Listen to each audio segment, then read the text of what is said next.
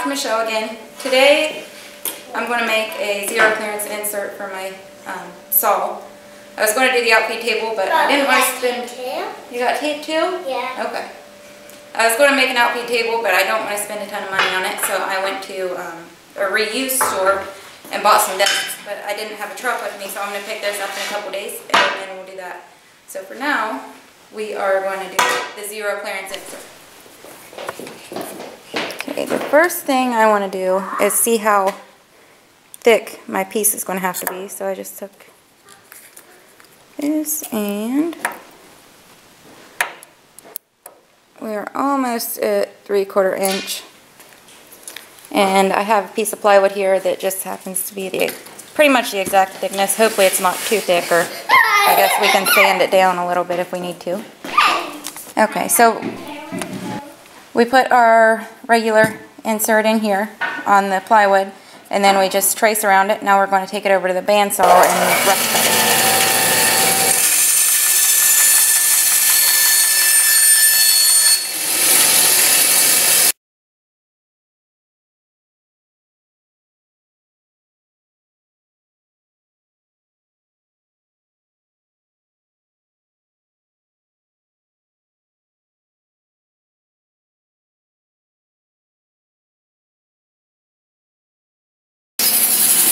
Okay, so we got it rough cut.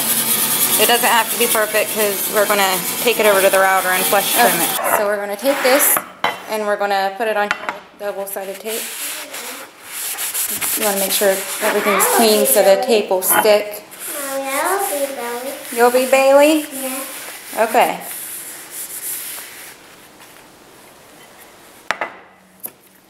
Our double-sided tape.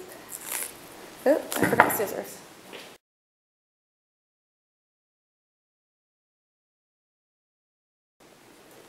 Then we're going to take this and you want it to overhang all the edges a little bit. Yeah.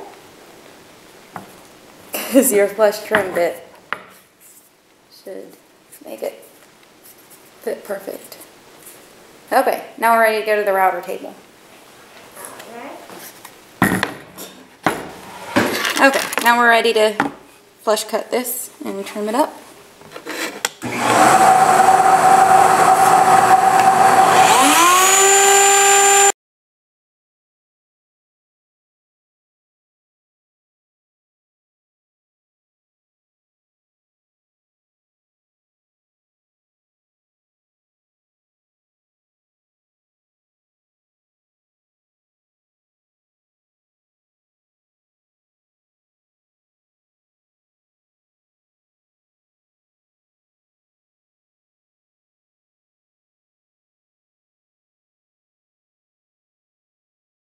I noticed that before I started to trim this. I noticed that was a lot lower, so it would have cut right into my metal. So I'll probably just sand that out because that doesn't have to be perfect anyway. Okay, so after I started looking at that other one, I realized it looked a lot bigger than my one that came with it. And I realized that the 3/4 was only for the back end. The rest of it had to be a 1/2 inch. So I went ahead and made 2 more 1/2 inches. And I've also put these on top and mark the spot where my 2 screws need to go. So we're going to drill out those holes. I'm using a Forstner bit to countersink, so this screw head will fit in. This is the front screw.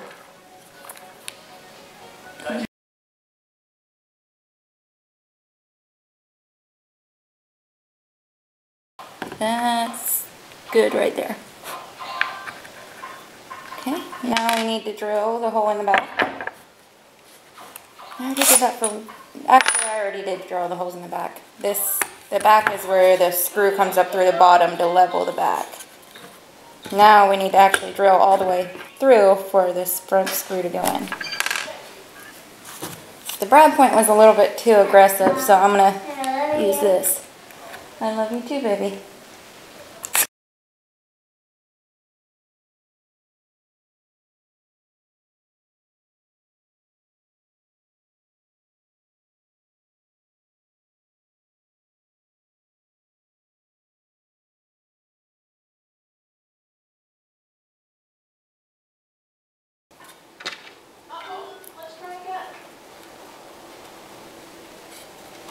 There. Perfect. That'll work.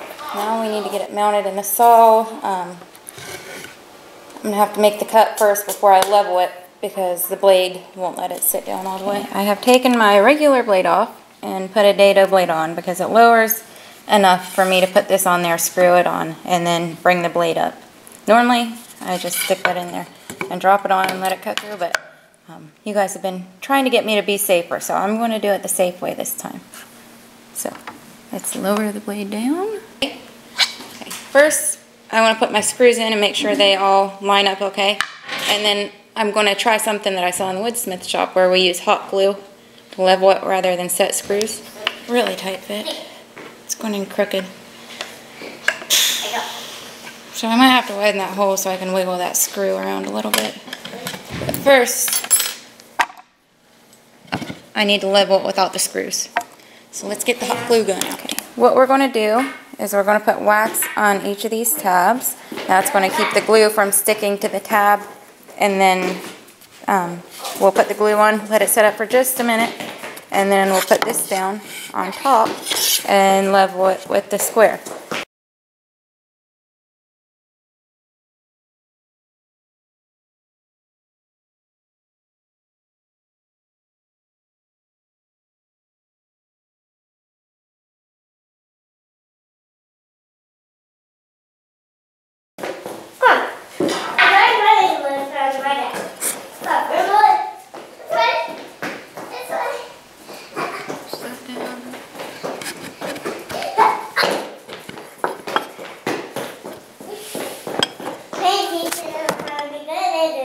Uh-huh. He doesn't know how, does he? No. Okay. First try. Yeah, not so good. So let's pick it off and try again. Good. If you mess up, it comes off pretty easy. But not so easy that it's just going to fall off.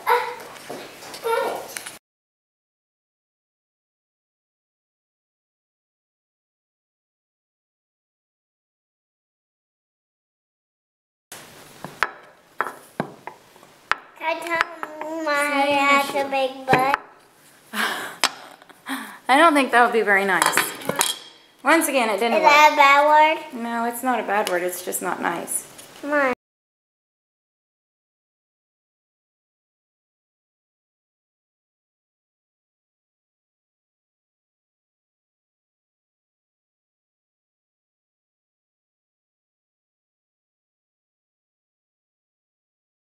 Work that time. Of course, you know, when you watch it on TV on the woodsmith shop, it always goes right the first time.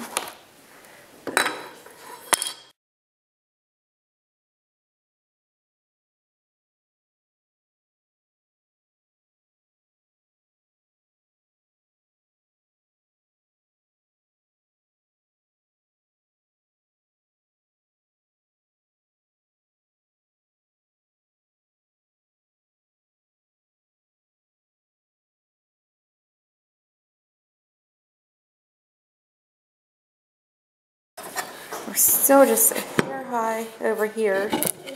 I don't know. Can you sand glue? Okay, let's take it off. There it is. All my hot glue spots. One thing I found that seemed to make it easier was if you can level one side at a time, put your glue on all your spots, and then just make sure your front's level. And then when you take it off, you know, it's probably not level back here too. So tear these off. Your front's already level, so then you just have these two spots to do. So then you do your back. That seemed to make it a lot easier than trying to do all four at the same time. Okay, so now we get to cut through it. Two other tricks that I've learned. If you take a chisel, you can peel away and kind of slice off some of that if you have too much. Another thing is you can add glue to it. So if you're too low, you can put glue on it and then put it on again. So that helps too. Okay, I have it all level now. I use my Dremel to bore that hole out a little bit so it'd fit better. I got the screw in back here with the nut in it. Now we are perfectly level. It doesn't catch anything. But one thing I did remember is my blade guard goes here, so I'm going to have to make a spot for that. So let's turn it on and bring the blade up through. Let me plug it in. Here we go.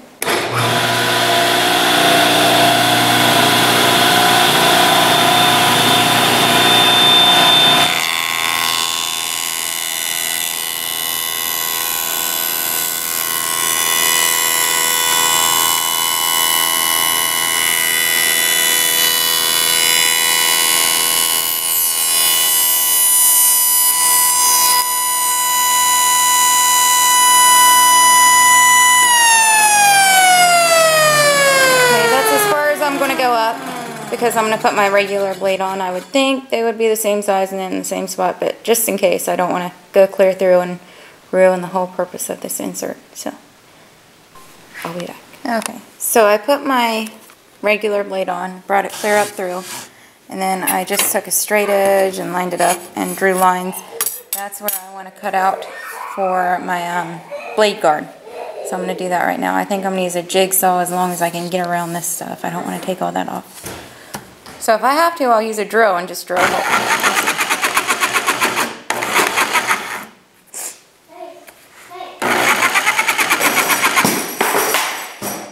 Jeez.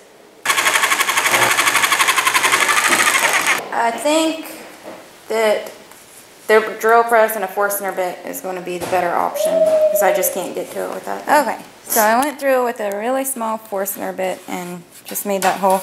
Now I just want to check and make sure there's plenty of room for that to fit, and there is.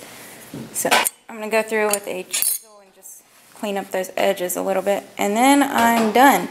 So, okay, here's the final product. Not the prettiest thing I've ever made. I wiped it down with paste wax. I cleaned up these holes, or the slot back here, chipped out really bad when I did that. Like I said, not the prettiest thing, but it is functional. So, it's late. We'll try it out tomorrow. Thanks for watching, everybody. We'll be back in a couple days to actually build something this time. I'm trying to fix it.